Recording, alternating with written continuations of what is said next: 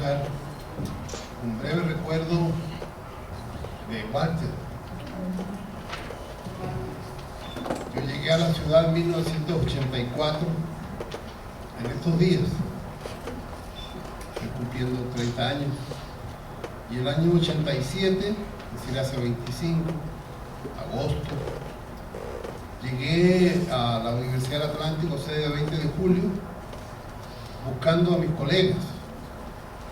Yo había estudiado en Chile Historia y Geografía para ser docente de secundaria y terminé finalmente estudiando Historia Contemporánea en Alemania, en la Universidad de Tubinga. Y llegué a vivir a Barranquilla entonces, con mis 3 hijos, mi esposa barranquillera, en agosto-septiembre de 1984.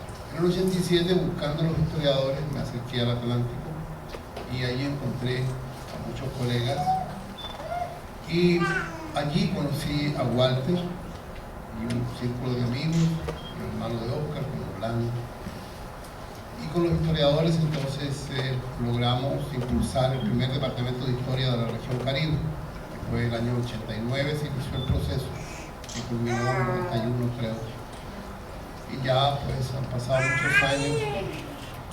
Walter, quiero decirle que siempre fue realmente un caballero muy respetuoso, muy sensible, un gran conversador, y compartí muchas veces con él, hasta la última vez que estuvimos sentados acá en una silla, siempre se sentaba por aquí. Sí. Eso primero. Lo otro, pues me siento muy honrado de participar en este evento. Primero porque, pues, como el amor y la amistad son cosas que no tienen nada que ver con ninguna cosa de nada más que el reconocimiento a un trabajo de historiador que hace especialmente Luis Sánchez, ¿no?, que conozco hace ya muchos años. Me siento muy honrado realmente, y además por ser la universidad pública. Desde el año 1988, de marzo, que estoy trabajando en la Universidad del Norte. Estuve en la Universidad del Atlántico un tiempo como catedrático, pero bueno, las circunstancias me llevaron. Y desde hace 20 años que fundé en la Norte la única, hasta ahora, asignatura universitaria dedicada a estudiar la historia de la ciudad de Barranquilla. No existe en el planeta ningún otro evento similar. Entonces eso me ha permitido acumular una serie de conocimientos sobre la evolución de la ciudad. Y en esta oportunidad, pues, un tema que ahora se pone, digamos, está bastante actual, que es el tema de la sequía, el tema del agua, de la contaminación. ¿Sí? Por primera vez percibo que en Barranquilla vastos sectores de la población sienten la angustia, sienten la preocupación, no solo del miedo que contaba Luis Sánchez en la última conferencia, sino que también de ver que hay amenazas de la propia naturaleza hacia nuestra supervivencia. Este es un texto que ya estoy trabajando hace varios años. Se llama La expansión urbana de Barranquilla y su incidencia en el deterioro de su entorno natural. Quiero aprovechar para destacar a dos autores. En primer lugar, de un gran geógrafo, porque quien mejor conoce estos temas son los geógrafos. Lo que hago yo como historiador, trato de hacer una secuencia de eventos ya que han conducido a la situación actual ambiental de Barranquilla y su entorno. Pero los geógrafos son realmente los que han estudiado estos fenómenos mejor que nadie. Salvo que últimamente, como en Viena, en Austria, hay una carrera nueva que se llama Ciencia de la Tierra, donde mezclan de todo. Por supuesto, biología, geografía, geología, historia, hasta arte. Entonces es una nueva carrera.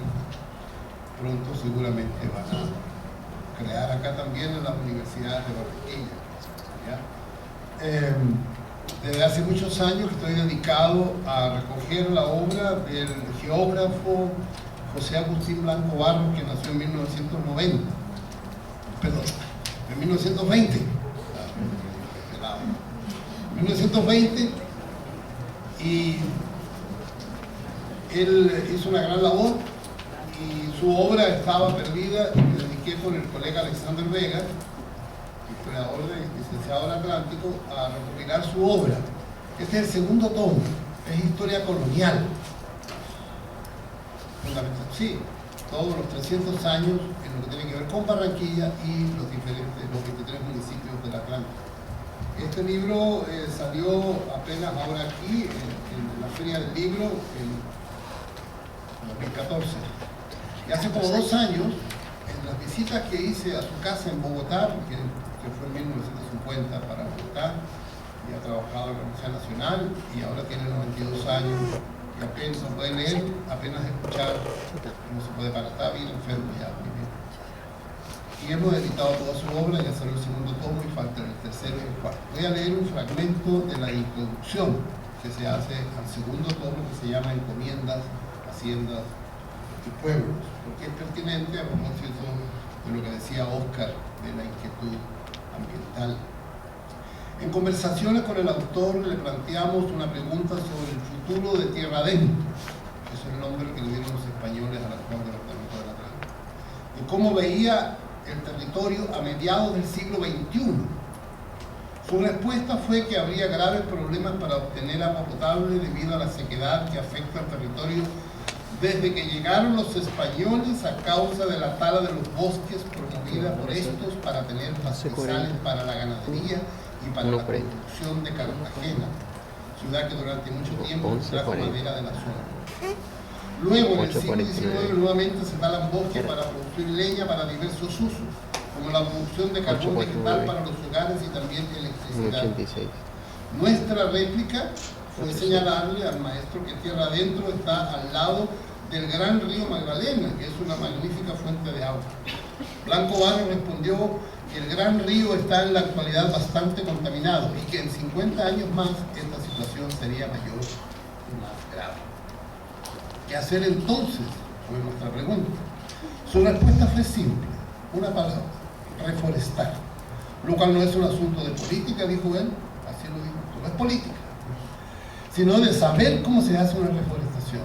En caso que el Estado colombiano tome la decisión de intervenir en el territorio para garantizar el suministro de agua para los humanos y sus actividades económicas, esta obra de José Agustín Blanco Barros, sin lugar a dudas, será de obligada consulta para los estudiosos. Debe haber puesto para los que toman las decisiones, que se llaman políticos, pero preferí poner palabras estudiosos. Eso está en el libro y pueden tener acceso a eso. Una segunda referencia, muy breve, es a Gerardo Reigel Dormatov, arqueólogo que estudió cómo se adaptaban las comunidades al mismo territorio en que estamos nosotros. En el prólogo, en la introducción a su trabajo presentado por Jaime Jaramillo Uribe, que se llama Manual de Historia de Colombia, año 74, él decía, explicando por qué estudiar la Colombia indígena, así se llamaba la Colombia indígena, periodo prehispánico. Y él dice en la introducción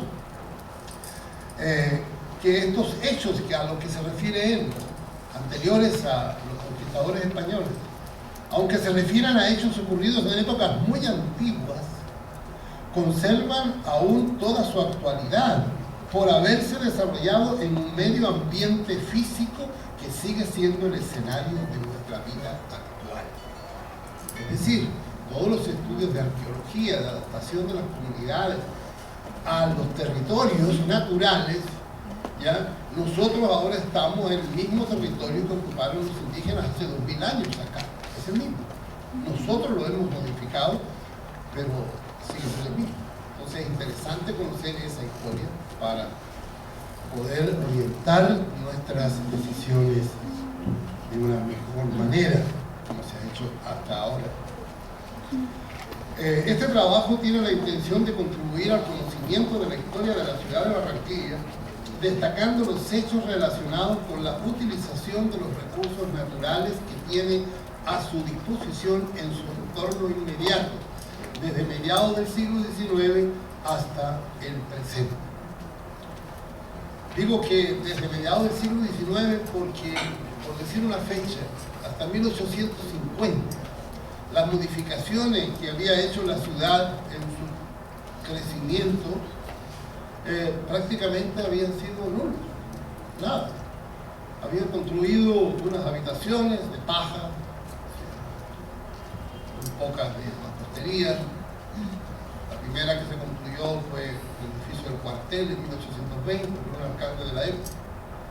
Pero de todos modos, digamos que la naturaleza en donde se inició la ciudad no tuvo grandes alteraciones. Pero a partir de 1850 ya la cosa cambió, por la misma necesidad de la expansión urbana, en doble sentido, física, de ir ampliando la zona habitada, pero también en su desarrollo económico hacia afuera. O sea, la palabra expansión aquí significa también cómo la ciudad se relaciona con el resto del mundo, igual que ahora.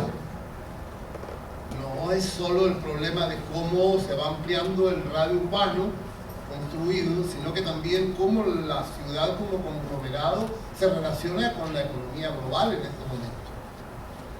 En ese sentido se habla de expansión. La historia es vieja.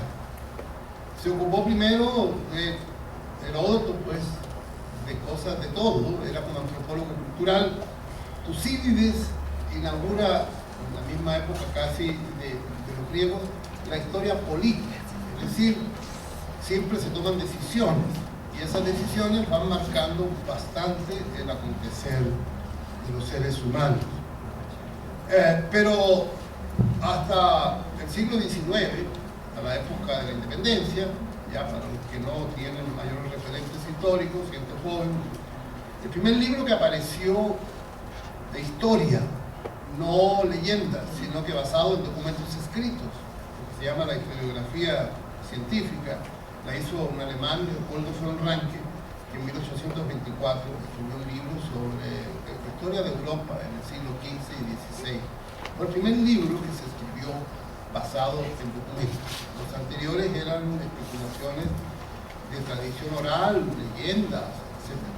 Y él dijo una frase que se mantiene hasta ahora y que yo continúo, y es sencillamente la labor de los historiadores, en mi oficio, pues a mí no me pregunten ni esperen respuestas mías generales sobre la organización del Estado colombiano o latinoamericano.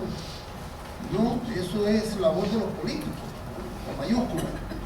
La labor nuestra es tratar de reconstruir los procesos, registrar los eventos tal como realmente han sido. Eso primero. Una vez que sabemos lo que ya ocurrió, podemos hacer las especulaciones que se quieran. Ya ahí pueden, pero solo especulación teórica, sin saber lo que ha ocurrido realmente, es muy difícil que se avance en el conocimiento del pasado. Hasta mediados del siglo XX, hasta hace poco, la historia generalmente, en los libros ustedes lo pueden ver, se ocupa de hechos políticos. Pero desde mediados del siglo XX comenzó un proceso distinto. Desde 1968 es que en Roma se juntaron unos sabios y sencillamente llamaron la atención de que la tierra estaba en peligro por la contaminación ambiental. Con todo el entusiasmo de la reconstrucción de la posguerra europea, pues el año 68 coincide también con las rebeliones juveniles de París, todo el mundo occidental casi. Y luego en 1972, en el mes de julio, en la ciudad de Estocolmo, se hizo la primera conferencia mundial sobre el medio ambiente. Entonces, en términos de los horizontes intelectuales y espirituales de la humanidad, recién en el horizonte se ve el problema de la relación del hombre con la tierra en 1972. De ahí para adelante, pues las cosas han ido cambiando favorablemente en el sentido de que ese horizonte se ha ido ampliando y se ha ido documentando. Ya no es de romántico, ni de hippie, ni de nada, sino que ya la reflexión sobre el medio ambiente y la naturaleza ya lo hacen biólogos, lo hacen bioquímicos y también, por supuesto, historiadores. Lo que hago yo, lo que trato de hacer entonces es de ubicar los acontecimientos, de irlos con concatenando, ¿no? Irlos organizando y siendo fiel a eso de tratar de ver cómo realmente han sido las cosas. Grandes interpretaciones pues vienen más tarde. ¿Ya?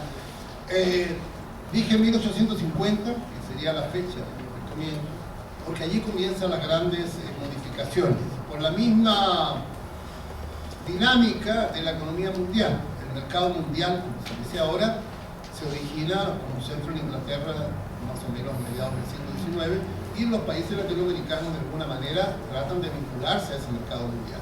Colombia lo hizo a través del tabaco primero, y eso significó para Barranquilla un gran impulso.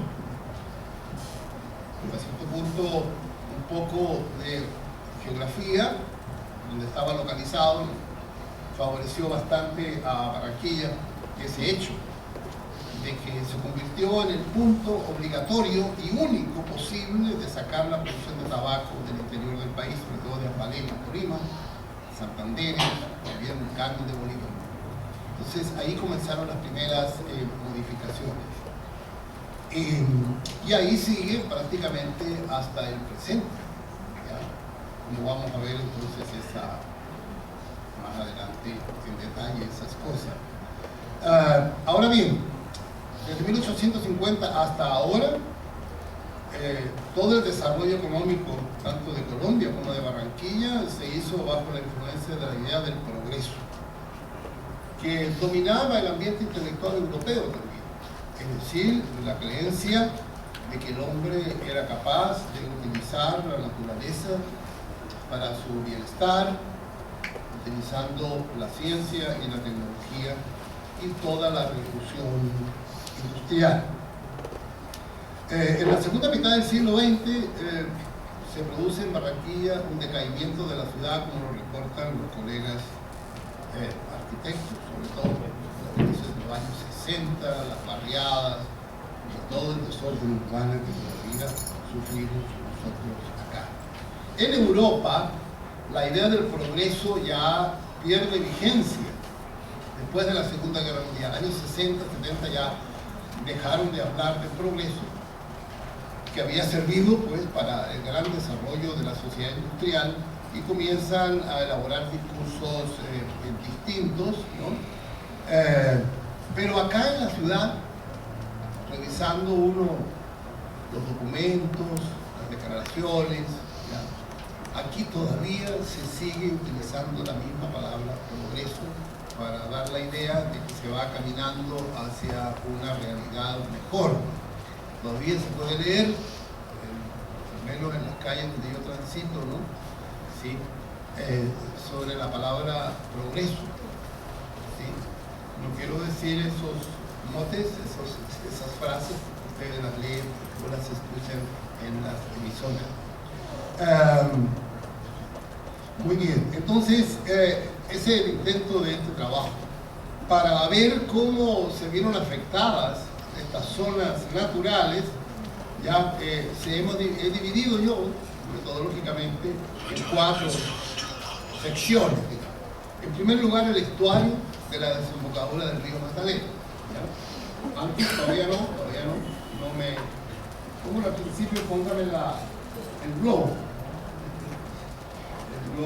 porque si no las imágenes no significan nada, sino se ponen en relación ya. Esa imagen es buena, es la imagen de nuestra época, sobre todo de la gente joven. Esa foto de 1970 más o menos, después que el hombre fue a la luna, en el 69, creo que 20 de julio. Sí, es una foto que evoca muchas cosas. Cuentan que la vio Martin Heidegger, y dijo, oye, ¿y para qué necesitan bombas atómicas? Sí. El estuario de la desembocadura del río Magdalena, y una zona que se puede considerar pegada a esta, que es las playas adyacentes hacia el occidente. Es decir, desde aquí de Boca de Ceniza hasta Puerto Colombia, sería una zona importante. ¿Ya? El estuario, las playas adyacentes hacia el occidente, la zona de manglares ubicada hacia el oriente en la Siena Grande de Santa Marta. ¿Qué tiene que ver eso con Barranquilla? Pues sí, por razones geográficas, climatológicas, sistemas de vientos, Esa zona es sumamente importante para uno ver. Y cuarto, una zona que está, digamos, pues, atrás, en el patio trasero, que es la llanada de Juan Mina, ¿ya? Esos serían los territorios a considerar que conforman el entorno natural de la ciudad de Barranquilla. Lo que se puede hacer también, y hay personas que lo hacen, yo podría elaborar una crónica de cómo han sucedido las cosas, pero por formación me niego a hacer eso únicamente, sino que a esos hechos yo debo vincularlos a los acontecimientos mundiales, primero, entendiendo por mundial lo que se ha ido formando alrededor de Europa Occidental después de Cristóbal Colón hasta ahora. Europa y el Mediterráneo han sido la fuerza dinámica que ha producido la globalización, salvo que ahora el eje de Washington-Londres es más importante. Entonces, la palabra progreso es importante aclarar. Yo no la uso nunca, salvo como profesor para compartir con mis estudiantes e interesados sobre esa palabra. Debo precisar qué significa, porque yo creo que no se debiera usar más, porque es de una época ya pasada y tiene que ver con el fenómeno que llaman de la modernidad, ¿no? Entonces, y también con las visiones de la historia. Recordemos que para los griegos no existía el progreso. Para los griegos el cosmos era eterno, siempre había existido, y que el hombre vivía en ese cosmos, que significa armonía. Entonces las modificaciones que hicieron los griegos prácticamente fueron muy pocas a su entorno natural, si pensamos en Atenas. En la época medieval se cambia un poco esa percepción del acontecer humano, y el cristianismo cree que vamos hacia un apocalipsis. Es decir, tiene bastante vigencia el pensamiento cristiano, teológico, digo pues. Si todo va a terminar en un apocalipsis, pues a veces veo imágenes en la televisión que me indican que parece que estamos cerca. Pero al final de la época medieval, en Europa Occidental surge una tendencia distinta. El gran fundador de eso es René Descartes, como muchos de ustedes lo saben, muchos arquitectos, sociólogos, estudiosos. Solamente yo lo menciono acá de manera breve y somera para decirle que el gran iniciador y fundador de la época moderna es René Descartes. Él es el que afirma de que el hombre es capaz y puede, entonces, a partir de su conciencia, proyectarse hacia el mundo para conocerlo muy bien, la naturaleza, el fuego, el agua, y convertirnos en dueños y poseedores de la naturaleza. Eso lo dice en el discurso del método, parte sexta, ¿ya? Ese es el proyecto a nivel material. Entonces, ese es el fundamento del asedio a la naturaleza. Hay que tener claro eso, creo. Antes no hay, ninguna otra cultura lo tiene. Uno revisa por los antropólogos, los cogis, por ejemplo, la idea del progreso no lo entiende. Uno dice progreso, ¿cómo así? Bien, quiero separar, no voy a referirme a eso porque no me corresponde. Hay una idea en el siglo XVIII de progreso moral, que la funda Jean-Jacques Rousseau y Kant, sobre todo. Los dos filósofos fundamentan la posibilidad de un progreso moral, es decir, va a llegar un día en que todos los hombres volverán a ser hermanos, como lo escribió el contemporáneo de ellos, que es Schiller, y que Beethoven inmortalizó con la novena sinfonía. Ustedes siempre creo que conocen, ¿no? ¿Sí? Yo canto normal a veces. Escucha, hermano, la canción. Que los hombres volverán a ser hermanos. Eso se llama progreso moral. Con eso no me voy a meter esta noche porque es un tema que no corresponde. Para separarlo de la otra idea del progreso material. Y el progreso material conduce finalmente al sistema industrial, al sistema de la sociedad industrial. Entonces, el punto culminante es fines del siglo XIX. Entonces, el fundador es René Descartes. Pero en el siglo XX hay algunas voces que ya distintas. Voy a mencionar solamente a dos. Arnold Toynbee, por ejemplo. Arnold Toynbee, sí, frases de Arnold Toynbee. Sí. El historiador inglés no se dejó seducir por la creencia en el progreso y se refirió al sistema industrial como algo que había sido creado por la generación anterior a él mismo, a fines del siglo XIX. Y nosotros, dice, en 1933, comillas, hemos crecido a su sombra y todavía vivimos y nos movemos y tenemos nuestro ser en el sistema industrial y en el Estado Nacional Parlamentario. Eso es 1933. Entonces, Toynbee va mucho más allá y plantea además una fuerte crítica a la influencia que ejerce el sistema industrial en la forma de hacer historia, cuando se promueve una división mecánica del trabajo científico para producir historias sintéticas que pierden la visión de conjunto de los procesos. Y se da una fuerte tendencia a menospreciar las obras de literatura histórica creadas por una sola mente, y el menosprecio se torna más enfático a medida que esas obras se aproximan a historias universales. He notado una ausencia de visiones amplias de los procesos históricos, y la tendencia es a producir microhistorias que no tienen ninguna vinculación entre sí. Espero que algún día alguien las recopile y logre visiones un poco más amplias en el tiempo y en el espacio. Ya, la crítica definitiva, esta es la otra referencia a la experiencia de la modernidad, la encontramos por primera vez, donde yo sé, en 1938, aunque antes, en la obra de Martin Heidegger, Ser y Tiempo, en 1926, en forma de artículo de revista, como número de revista de Husserl, y el 27 como libro en la ciudad de Tubinga. Y el año 38, un año antes de comenzar la guerra, él entonces hizo una conferencia, y la conferencia se llamó La época del mundo como imagen. El título original, que se lo cambió después, decía La fundamentación de la imagen moderna del mundo a través de la metafísica.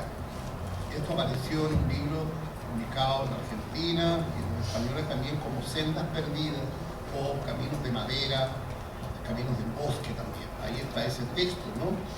Entonces, muy brevemente, creo que es importante señalar este hecho porque marca algunas diferencias con algunas personas que usan el concepto de desarrollo sostenible.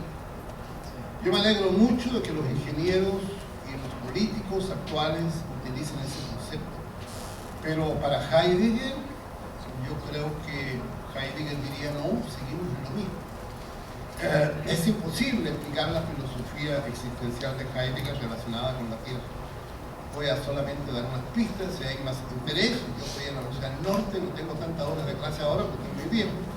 Y con mucho gusto, pues, podemos aclarar si algún estudiante se inquieta sobre el pensamiento de Heidegger respecto a este asunto.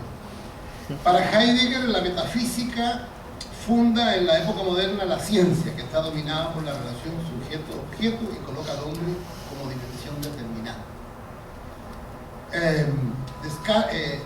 Heidegger cree que Descartes es el gran fundador de la época moderna, porque Descartes es el que transforma al hombre en una cosa pensante. En la tercera meditación, en 1641, él dice claramente eso, que el yo pues, es lo único que existe.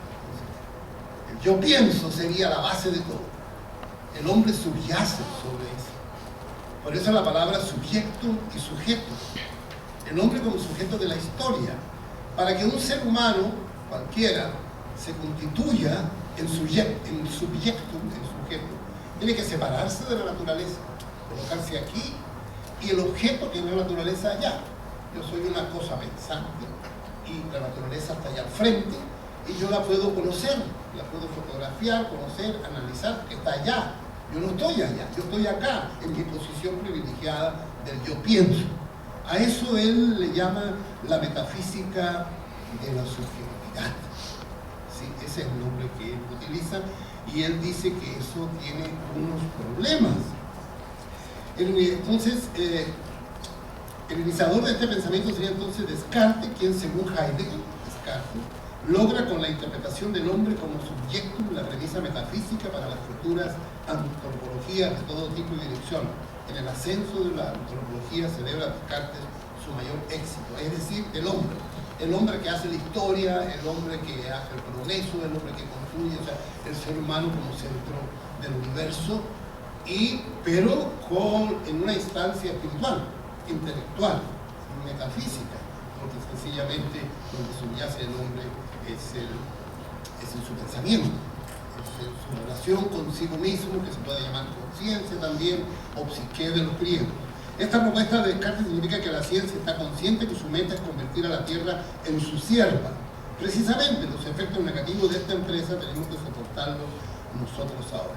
Heidegger no plantea un regreso romántico al pasado, sino que pretende superar el concepto cartesiano de yo como si fuera una cosa y propone el de Dasein, el estar ahí en el mundo, en donde el yo está determinado por la existencia, la cual es más originaria que el yo mismo.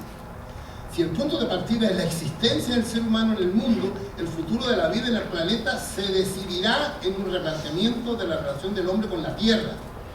En esta cuestión, si el hombre es un ser racional y calculador, comillas, está en esta pregunta, en esta cuestión, la pregunta mundial del pensar, lo que llegue a ser de la Tierra y de la existencia del hombre en esta Tierra se decidirá en la respuesta a esta cuestión, la relación del hombre con la Tierra.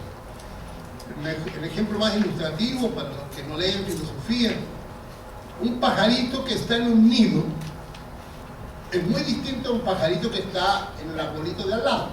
Como yo he sembrado muchos árboles en mi casa, siempre los observo, y ellos hacen sus nidos muy lejos de los gatos, por supuesto. Entonces, cuando un pajarito está en el nido, ahí está el ser humano en la tierra, en la existencia. Pero cuando está el pajarito en la otra rama, está en la posición cartesiana, digo yo, porque está separado de su nido.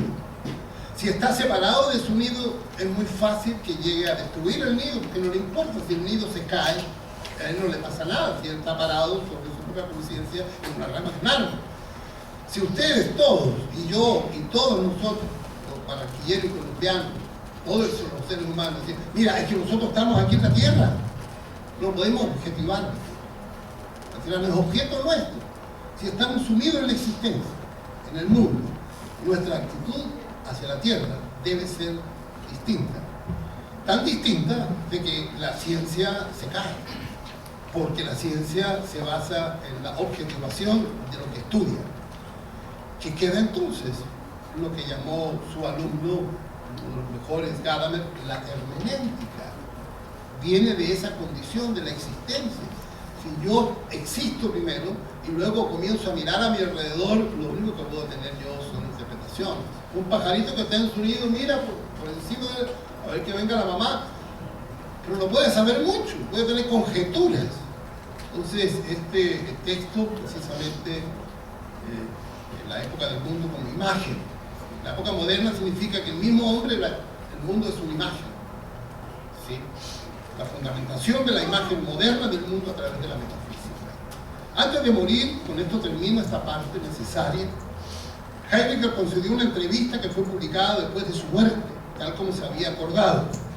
Y a los pocos días de su fallecimiento, en mayo de 1976, el destino me llevó a mí el 17 de junio de 1976, 3 semanas después que había muerto Heidegger, llegué al aeropuerto de Stuttgart, desde Chile, y él había muerto hace unos días, 2 semanas. La revista alemana Der Spiegel la dio a conocer al público. O sea, cuando yo llegué a Alemania, salió la revista Semana de allá, que se llama El Espejo, y a continuación una de las preguntas relacionadas con el tema ambiental. Voy a leer la pregunta del periodista y la respuesta de Heidegger, que no es muy larga, y con eso termino esta especulación filosófica necesaria, creo yo. Pregunta. Me llama la atención la pregunta porque esa pregunta la escucho a veces, el tema yo lo escucho en los colegas, en los amigos, en la calle. Mira. Sin embargo, se le podría objetar de manera completamente ingenua, pero ¿qué es lo que está aquí dominado? Todo funciona, le dice el periodista. Cada vez se construyen más centrales eléctricas, cada vez se producirá con mayor destreza. en la parte del mundo altamente tecnificado. Los hombres están bien atendidos y viven en un estado de bienestar. ¿Qué falta en realidad? 1970, tiene que haber sido 72, esta entrevista, ¿no? Europa había construido ya todo lo que se había destruido en la guerra. Y Alemania, Francia, Inglaterra, vivían bien, realmente. Es decir, por eso le preguntan, pero señor Jaime, ¿cuál es el problema suyo? Respuesta de Jaime: todo funciona. Esto es precisamente lo inhóspito, que todo funciona y que el funcionamiento lleva siempre a más funcionamiento, y que la técnica arranca al hombre de la tierra cada vez más y lo desarraiga. No sé si usted estaba espantado, pero yo desde luego lo estaba cuando vi las fotos de la tierra desde la luna, o sea que está ahí en la pantalla. No necesitamos bombas atómicas. El desarraigo del hombre es un hecho. Solo nos quedan puras relaciones técnicas. Donde el hombre vive ya no es la tierra. Hace poco tuve en Provence una larga conversación con René Char, el poeta y resistente, como usted sabe. En Provence, sur de Francia, se han instalado ahora bases de cohetes y la región ha sido devastada de forma inimaginable.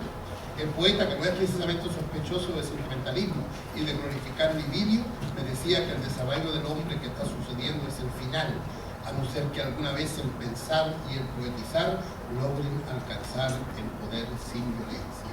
Termina la palabra de verdad. Eso es entonces.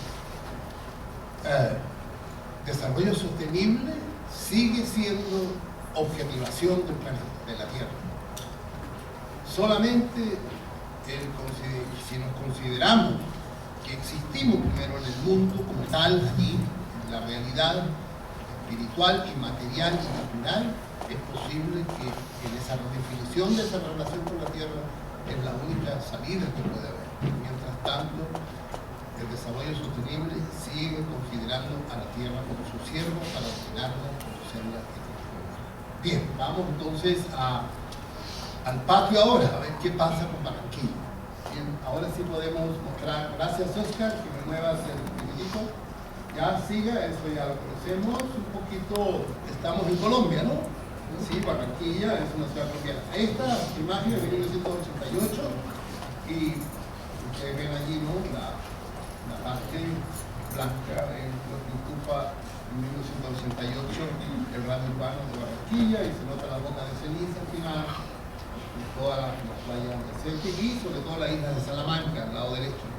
¿Ya? ¿Sigue? Entonces, ya, un brevísimo mención. Yo no pudiera hablar esta tarde si no me recuerdo de los maestros que me enseñaron. Algunos los conocí, otros no, a los otros los leo, converso con ellos a través de los libros. Antes primero, para los interesados, siempre empieza gente joven. Este es el obispo Diego de Penedo, es un cura que recorrió el departamento del Atlántico, vino por Barranquilla, dijo las cosas, todo lo que vio, la primera visión geográfica, digamos, del territorio de Barranquilla y sus alrededores. Juan José Nieto, este hombre se dedicaba a hacer política, hizo bastante política, llegó a ser presidente de la República, de Tubará, una transicense, por unos meses, en 1860, ¿no? Falsborda escribió bastante sobre él. Antes, un momento, antes, voy a decir algo importante. ¿Qué pasó? Juan José Nieto. ¿Ya? Este hombre se divertía no jugando jueguitos de internet, sino que este hombre hacía libros. Y un libro se llama Geografía Histórica de la provincia de Cartagena. El libro fue publicado por el historiador Bell cuando fue gobernador hace unos años ya, ¿no? 20 años. Juan José Nieto. Hay que leerlo porque ahí están las primeras informaciones que tenemos del territorio. Sigan. Y Domingo Malavé, que es un abogado que trabajó en Barranquilla, de Cartagena, y él escribió páginas muy interesantes sobre la ciudad de Barranquilla y también sobre cosas geográficas, porque él era abogado. ¿Sigue? ¿Ya? Este Rafael Tobarariza es el segundo rector de la Universidad del Atlántico. Es un hombre de Salgar. ¿Ya? Miren los títulos que escribió. Salgar y el ataque marino. Cada vez que escucho, cuando van los periodistas a ponerle a boca de jarro, como dicen allá, mire, ¿qué opina usted de las playas aquí de Salgar, que están malas? Y la gente no sabe que hay un salgarino que fue rector de la Universidad del Atlántico, Rafael Tobar Ariza, y escribió un artículo en 1950 que se llama Salgar y la Ataque Amarillo, donde explica todo el proceso, lo anticipa, como ha ocurrido hasta el día de hoy. Y también artículos como Nueva Venecia, pueblo palafítico del departamento de Magdalena. También es un gran personaje intelectual que fue el creador del Instituto de Investigaciones Etnológicas de Bellas Artes, de la Universidad del Atlántico, y ya la Universidad del Atlántico. ¿Sí? Armando Dugan, probablemente el científico más importante que ha producido la ciudad de Barranquilla en toda su historia, ¿no? Estoy esperando, antes de morirme, ir a la inauguración de una estatua de una plaza, ¿no? Que al Atlántico en el medio. Entonces habría que poner una estatua, una leyenda ahí de Armando Dugan Génico, el científico más conocido y más respetado en Bogotá y en Nueva York, París, por sus investigaciones sobre la naturaleza. Es el gran precursor de la ecología, cuando no había ecología todavía. Después, siga. Ya, ahí están dos títulos más que yo uso. Uno que se llama Las aves del departamento del Atlántico, Colombia. Sí, es un libro muy difícil de conseguir. ¿Ya? Y el otro, Observaciones botánicas y geobotánicas de la costa colombiana del Caribe. Mira, ese texto son de 1970 y el anterior es de 1947. ¿Sí? Este es Carlos Angulo, muchos de ustedes lo conocieron. ¿Sí?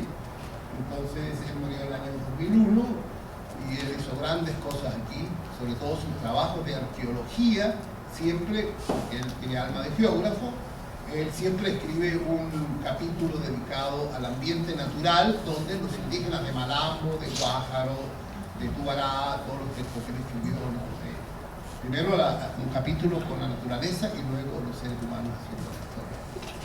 Ahí están sus trabajos, bastante conocidos. La buena noticia es de que ya la próxima feria del libro me han asignado la difícil tarea de compilar toda su obra y publicarla por ediciones Unimortera. El próximo año vamos a tener toda la obra de este gran científico que compite con Armando Dugan también en su cientificidad, en su seriedad, y también conocido desde Nueva York hasta Chile y hasta Argentina. Y este es José Agustín, que usted acabo de leer, ¿no? Entonces José Agustín está en Bogotá. Él ha escrito geógrafo también, el mismo hizo de geógrafo histórico.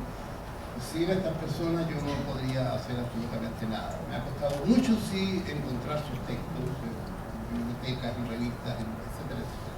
¿Siga? Bueno, ahí están entonces las zonas que voy a tratar de ver.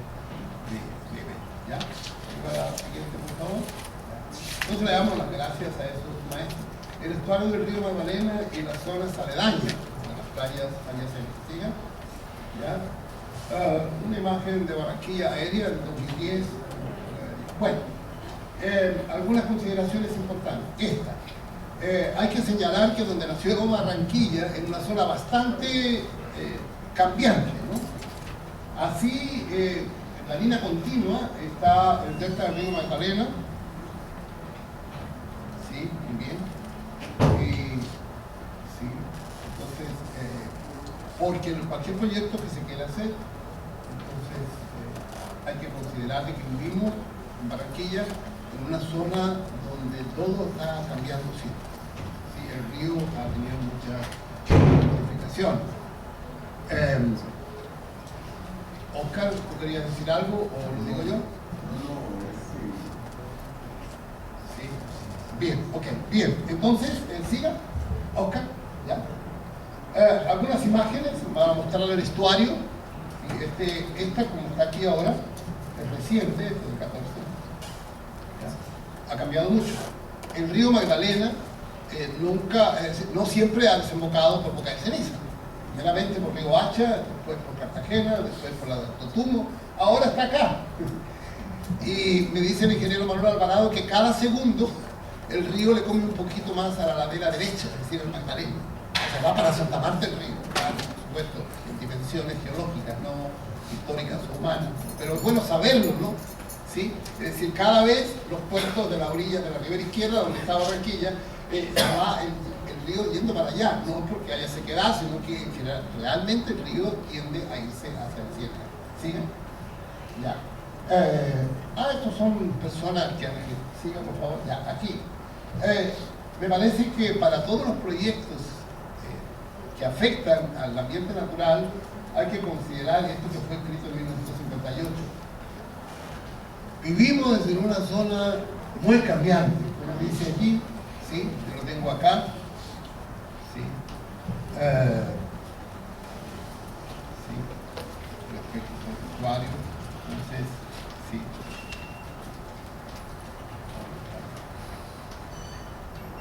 Sí, esta región en la inmediata vecindad de la desembocadura del río Magdalena nos permite dirigir una mirada al laboratorio de la naturaleza, que sin fatiga crea siempre nuevas formas y las destruye apenas terminadas como si ya estuviera aburrida de ellas, sustituyéndolas por otras de diferentes aspectos. Entonces cualquier proyecto que se quiera hacer hay que considerar eso, que siempre está cambiando. ¿Sí?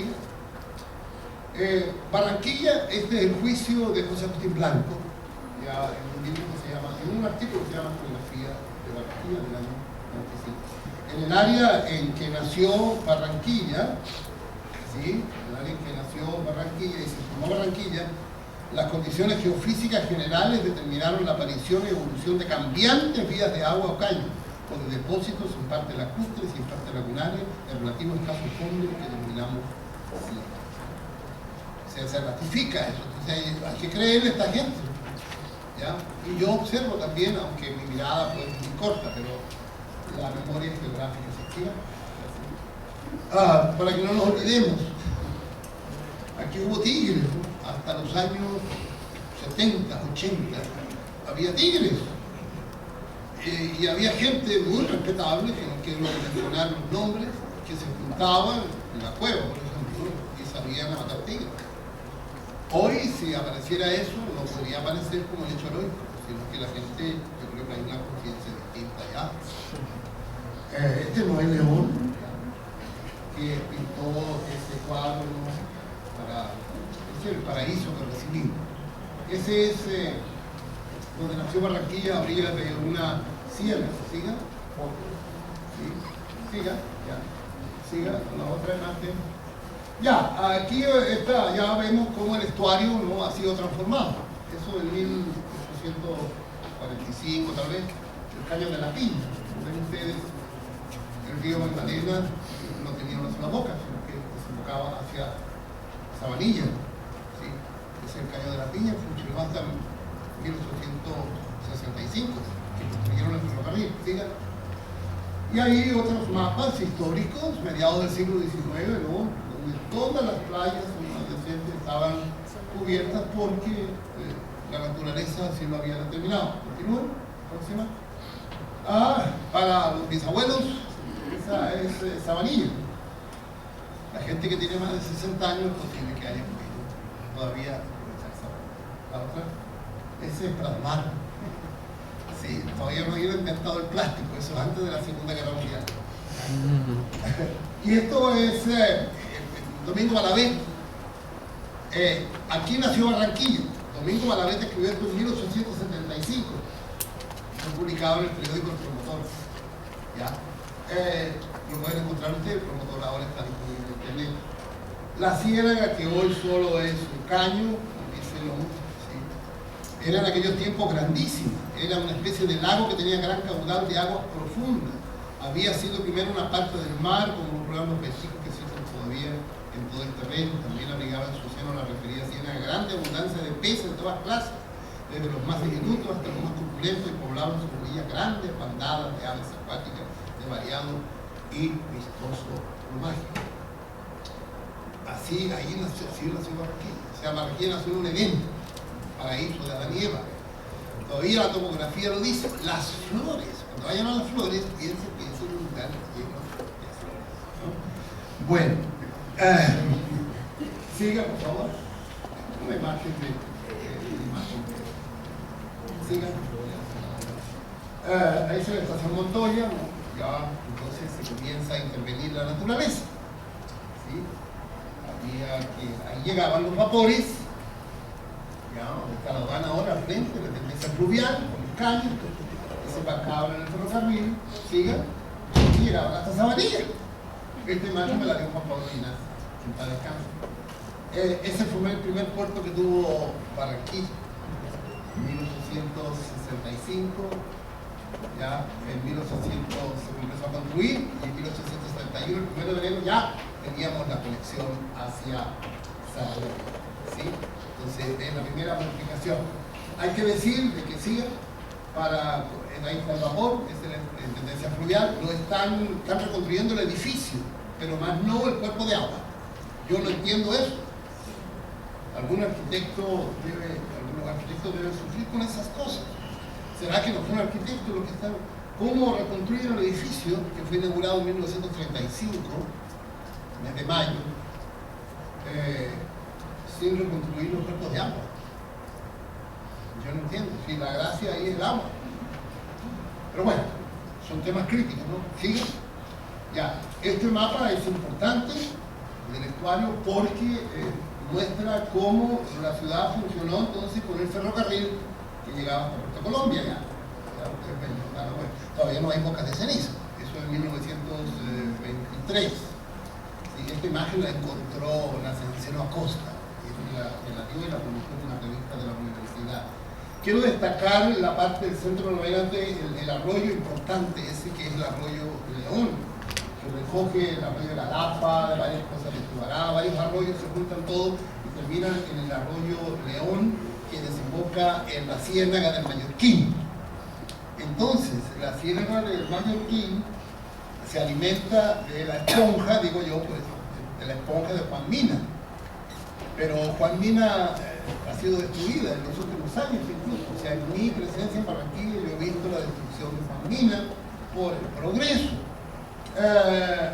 Entonces, en este momento la ciénaga de Mallorquín tiene problemas, tiene que alimentarse con agua del río Magdalena. Entonces, eso lo vamos a ver después. Solamente quiero establecer la relación entre las dos partes, la Juan Mina y el estuario y sobre todo el cuerpo de agua de la ciénaga de Mallorquín.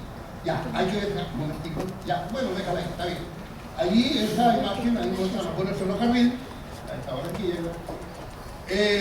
Dice el señor Armando Durán, los ferrocarriles en aquella época utilizaban las traviesas, ¿sí?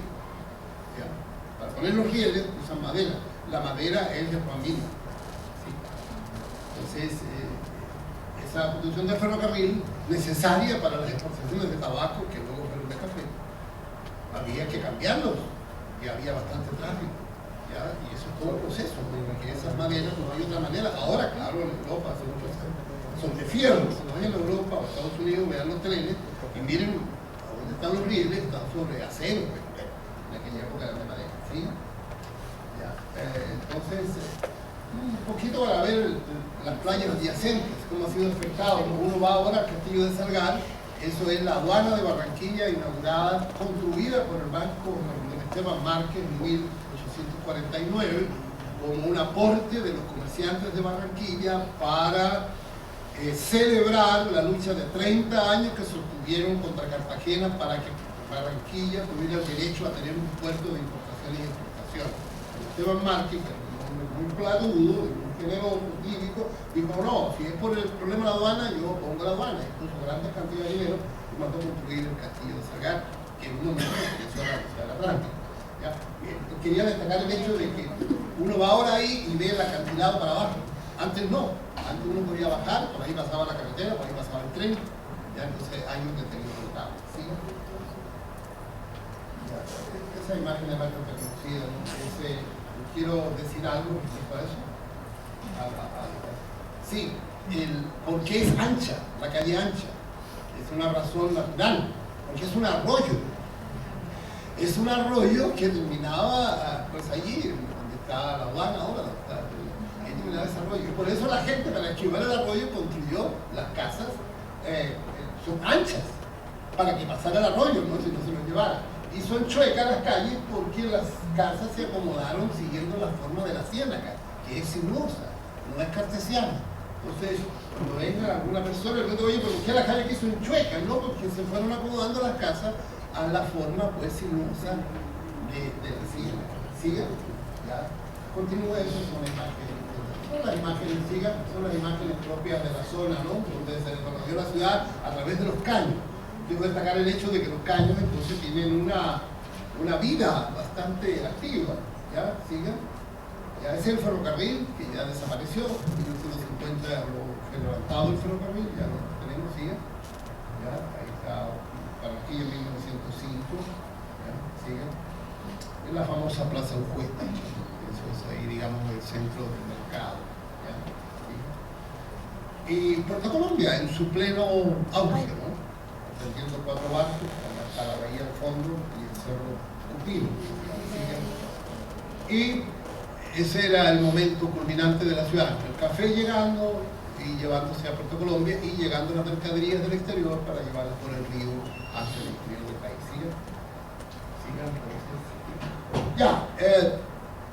Ya las cosas se van poniendo más complicadas. 1936, ya pronto se cumplen 80 años. Se abandonó el muelle de Puerto Colombia, se abandonó el ferrocarril, se abandonó el puerto fluvial y el centro histórico de la ciudad. Entonces eso fue decisivo. Curiosamente, el año 1935, el mismo año, se comprobó que la construcción de los tajamares de Boca de Ceniza fueron un éxito y pasó el Tataralite hasta Siape y cargó petróleo, ¿ya? Y ese mismo año se inauguró la Intendencia Fluvial.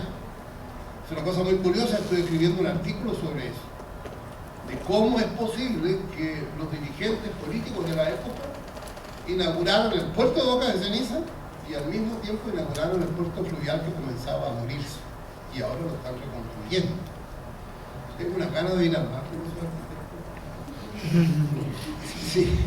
Bueno, los tajamares ahí están, ustedes los conocen, ¿ya? Entonces, sigan. Eso es consciente, ahí está la sociedad portuaria y al fondo el puente Pumarejo inaugurado en 1974, marzo, abril, ¿sí? Y ahí está pues esta foto famosa que regaló Alfredo de la Espriella, ¿no? El avión y el barco, ¿no? Nuestro gran cronista querido Alfredo, el 22 de diciembre del 36, hubo mucho jolgorio y la palabra progreso aparece en cada página, ¿no? Se supone que era lo mejor, ¿sí? ¿Ya? En visiones actuales, en 2010, de Tajamares inaugurados en el 36, ¿sí? Y otra visión desde acá, ¿sí? Bueno, la gente desde acá, esa es ya la última desembocadura, siga. ¿Ya? Visiones de Ciénaga, bien, siga. ¿Sí? Los intentos de comerse la ciénaga, ustedes lo conocen, ya le van echando cada vez más tierrita ahí, entonces se supone que la ciénaga va a desaparecer, siga. ¿Ya? Ahí está la respinga que le llaman, la foto de esa zona, siga, eso lo quiero yo, siga, por favor, con las imágenes, ya los efectos, ¿no? Ya, siga, eso la unidad de la, ya, bueno. Este es el juicio de, ese es un tema polémico, hace poco estuve con unas personas muy serias, muy más viejas que yo adhiero a Armando Dugan. Yo creo que la destrucción del estuario y de las playas es resultado de Boca de Ceniza. La pregunta es, ¿el precio valió el precio? Esa discusión no la voy a resolver hoy, solamente digo, yo tomo partido por Armando Dugan, ahí lo dice claramente, ¿no? Sencillamente, toda la zona de manglares hasta Puerto Colombia, para que sobrevivieran los manglares, y todas esas islas que protegían nuestras playas tenían que llegar agua dulce del río para que se juntara con la del mar y en esa agua salobre entonces florecieron. Aquí, como lo dice claramente, ¿no? Está acabado occidental de Boca de Ceniza, ¿sí? Voy a leer exactamente, ¿no? Cerró por completo el paso de las aguas hacia los esteros que por esta causa se han estado secando poco a poco, convirtiéndose gradualmente, ¿sí? En vastos cañones de cieno enjuto y endurecido. La ciénaga Almeón 15 se desarrolló después. Entonces, podemos concluir de que esta intervención, por motivos económicos, por el progreso, yo creo que, como dicen por acá, salió más caro el caldo que el huevo. Sí, yo creo que no valió la pena. Porque la evidencia histórica es bastante polémico el tema. La carga que salió por el puerto de Barranquilla después del 36 ya, fue muy poca. Hubiera bastado Puerto Colombia. No hubiéramos aprobado eso. Continúe, por favor, gracias. Bueno, otro profesor, amigo de Walter, Francisco Álvarez Iguarán, que muchos recuerdan, él es bastante cáustico también, entonces dice que eso fue un desastre. O sea, dos personas tan serias como Armando Dugan y como este gran biólogo, bioquímico, también precursor de la ecología, entonces así es la fetaxia. Ya, la mejor lo dice Amina de la Rosa. Fueron cuchilladas terribles. ¿Sí? Bueno, algunas cosas sobre los caños, ¿no? Cómo se han visto afectados por el abandono del cuerpo fluvial, porque la boca de ceniza, sí, la zona de los caños. Si el puerto ahora está a orillas del río, ya no se necesitan los caños, porque ya no está el ferrocarril, y no está Puerto Colombia, la vía es otra, los barcos entran directamente. Entonces los caños comenzaron a morirse, y el centro histórico también. Estoy investigando sobre la entrada del caño acá. ¿Sí? ¿Se fijan ustedes? Ahí está el puente Pumarejo, como Laureano Gómez, cualquiera. Yo creo que estoy seguro de que el caño no era así, sino que el caño seguía para acá, pero para construir el puente tuvieron que, la entrada de agua de ese caño ya era, entonces lo pusieron rectangular al río, entonces el agua nos da la vuelta en 90 grados. Entonces, en un proyecto de recuperación de los caños habría que restituir la entrada de agua del río Magdalena a los caños, ¿no? Hasta llegar allá a la última zona. Yo creo que la ciudad, mientras recupere los caños. Recuerdo, no alcancé a conocerlo, me contaron, Walter me contaba siempre, de Carrerá, Manuel Carrerá, que él pensó en toda esa zona como la Venecia tropical. ¿Sí? O sea, había que reconstruir los caños y traer las barcazas, y traer los botes, y traer los vapores nuevamente. Por supuesto, eso está todavía no se decide. ¿Ya? Bueno, ahí están las zonas del centro, ¿no? Todavía allí. Esperando todavía, no hay una. ¿Ya?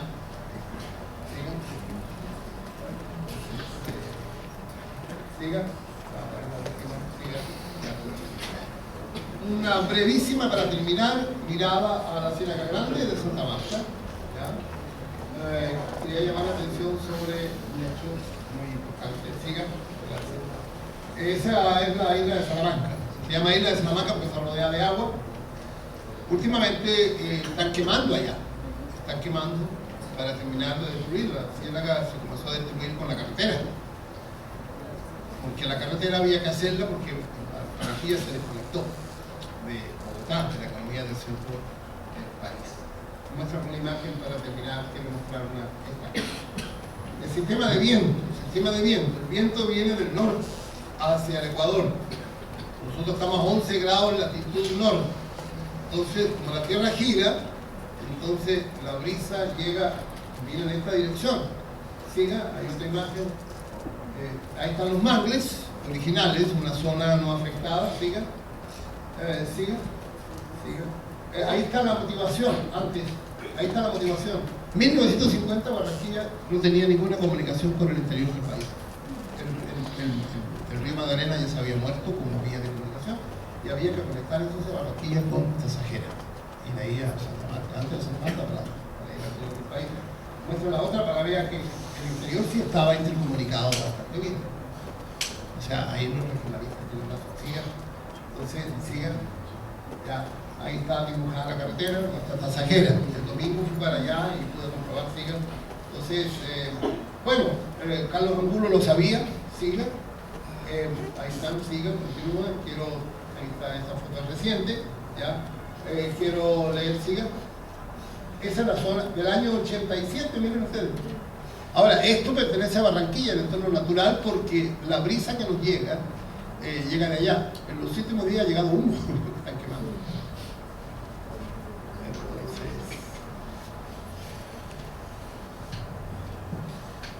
Eso es Jaime Polanía, un barranquillero. Lo pueden leer en internet. Sí, según él es el desastre natural más vergonzoso que pueda recordar. Así hace unos años atrás, pues, había anunciado que iban a construir no sé cuántas calzadas más, 4 más, creo. Sigan, por favor, quiero ver unas imágenes recientes, ¿no? Sigan, ahí sale el proyecto. Sí, es el kilómetro 19. Fui a ver el domingo y la cosa está bastante crítica. Sigan. Sí. Otra. Ahí está más. Esta otra. Sí, esos son los resultados. Entonces, el estuario, fuente de comida, se acabó. Las playas adyacentes se acabaron también. Y donde nos viene el oxígeno, la comida, de la ciénaga, de la lisa, la hoja de becao, mango, cosas así. También se está destruyendo, se está terminando de siga para terminar con una sosa motorícano que se puede generando ya hace unos días atrás.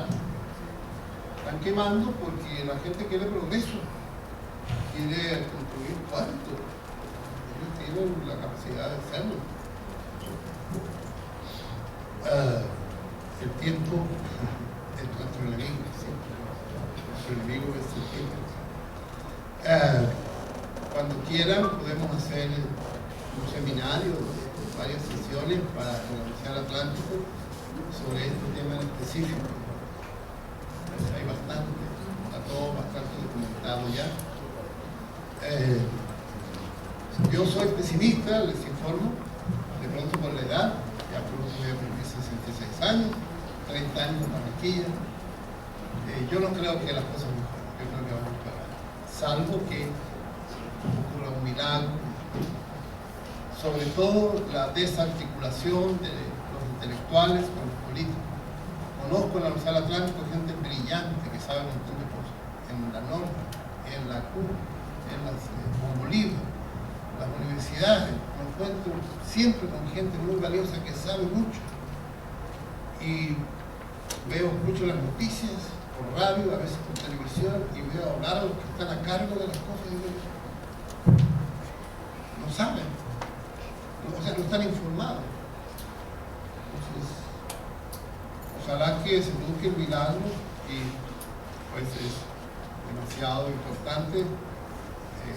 Luis Sánchez, Oscar Jiménez y todo el grupo que hacen estas sesiones acá, ojalá algún día que dirigen nuestra ciudad se acerquen un poco a las universidades antes de tomar decisiones. Muchas gracias, debe haber una ronda de preguntas.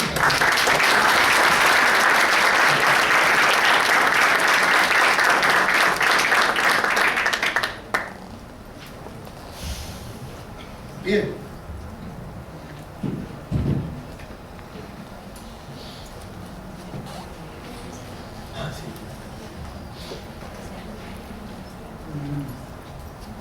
Bueno, primero, quería decir que hace tiempo que no hablaba ya después de conferencia, pero recordando a Walter, estamos también en ese evento de Walter.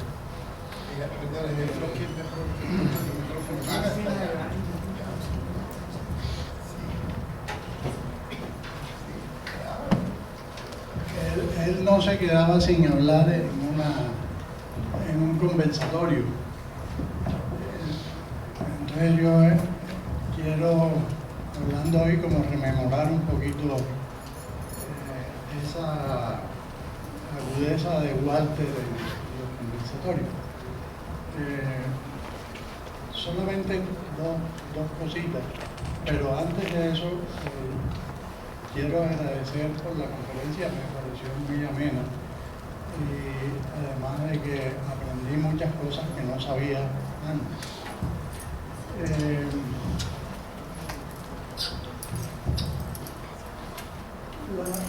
La primera es, para mí, pensar la alusión que hace al progreso, larga alusión filosófica y erudita al progreso. Creo que no tanto es necesaria, sino contingente, porque entendí todo a excepción de esa alusión. no era necesaria para todo el desarrollo de la conferencia. Pero lógicamente que sí da un toque de erudición a la misma, pero eso es contingente. Y lo otro sería de pronto recordarte, haciendo alusión también a Platón, que él decía que todo se sabía, lo que había era que recordar. Recordarte de pronto aquel paso que entre el paganismo y el cristianismo.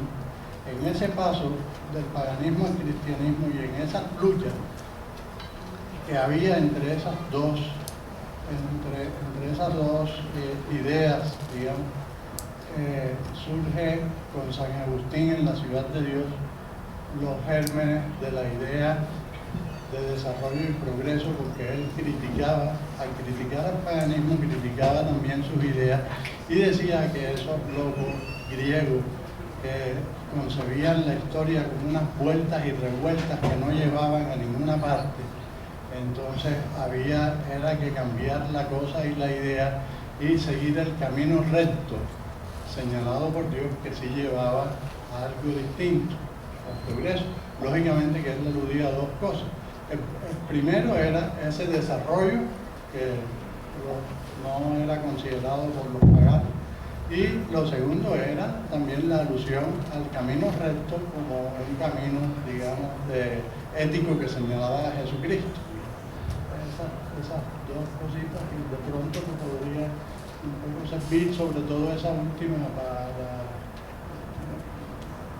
darle de pronto extender un poquito más, digamos, la idea de progreso que tenía. Gracias. Ya, hay otra persona. Si quieres se acerca, no sé.